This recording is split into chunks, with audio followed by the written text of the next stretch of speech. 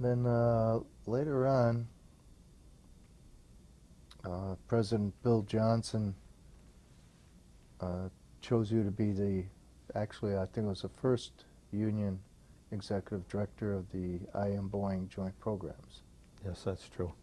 And so what was your role as the executive director? What was that Well, job about? um, our job was, as an executive director, was to present new proposals and budgets to the overseeing board of programs, and partnered up with a Boeing manager from labor relations to oversee the day-to-day operations of the various divisions of the joint programs, such as HSI and QTTP and the Return to Work program. Also, let's see, support and promote labor management theory within the workplace, on the shop floor and in the programs. Co-manage the employees of the joint programs, which we had 160 employees at one time, and interact with government agencies and committees to provide benefits to members, such as dislocated workers and the Trade Assistance Act, the federal government supporting dislocated workers.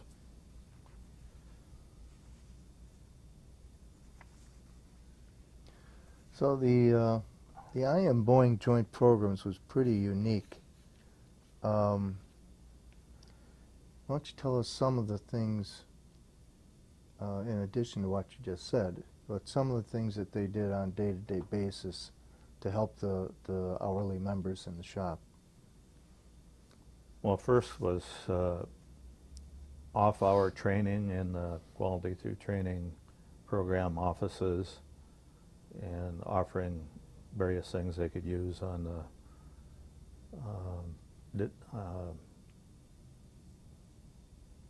I can't think of what I was going to say there. We provided training for to bring them the workers up to a level that made their job a lot easier to perform. We did English as a second language was a big thing, and we taught basic education. A lot of people are supposed to have graduated from school if they work for Boeing, but a lot of them didn't have the skills to catch on to things. So we would train them in just basic education, and we provided a sign language course that taught sign in an industrial matter on what parts of the airplane they work on and stuff like that. So we designed a whole lot of sign language for the workplace, and it was pretty, even employees and members who took those classes weren't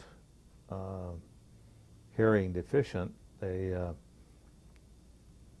just want to learn it so they could communicate with their fellow workers, which was a really, really great social thing to be doing for the people who needed the sign language. And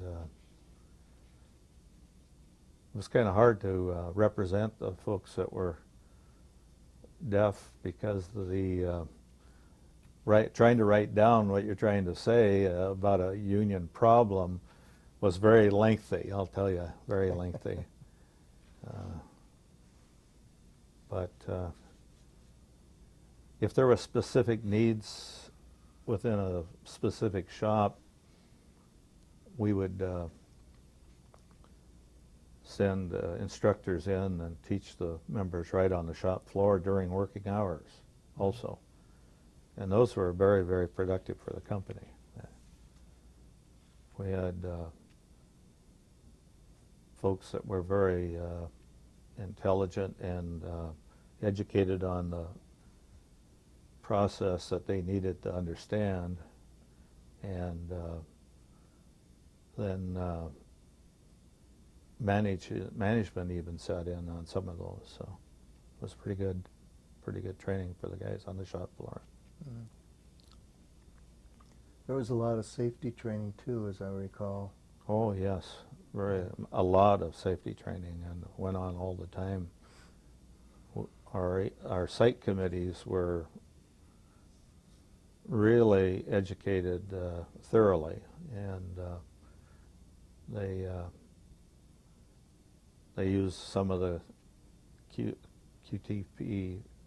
QTTP monies to do some of that training, but they also used their regular monies that the company paid, and it was a very cooperative situation with that kind of thing. Mm-hmm. So. Now, you were also involved beyond District 751 in the Pierce County Labor Council and the Washington State Labor Council. Why don't you talk a little bit about your experiences there? Well, the Pierce County Labor Council had the function of anything that was union related inside of Pierce County, of course. And we're also governed by the rules of the Washington State Labor Council, as well as the National AFL-CIO. And you would work out the local difficulties politically or educationally or those sorts of things within Pierce County. And a lot of my education that I received while I was in the Labor Council, understanding what other unions did, was very, very helpful for me in 751 business. And